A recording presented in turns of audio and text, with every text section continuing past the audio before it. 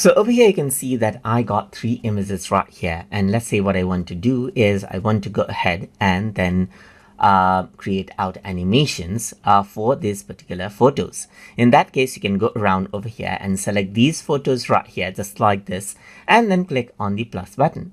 Once you go ahead and do that, you can see that animation is an option. And once you do that, you can see that it creates animation by using those 3 photos right here. And you can see that this is a quick animation that it created, as you can see right here, which has been saved as well. And if I were to go ahead and download it right here, just like this, then you can see that it gets downloaded as a GIF file. And this is how you can actually go ahead and make a GIF animation right here, just like this, as you can see as well. And that is how you can simply go ahead and then create out GIF animations or animations, as you can see inside of Google Photos. So I hope you guys learned something as always. And as always, please like, comment, share, and subscribe.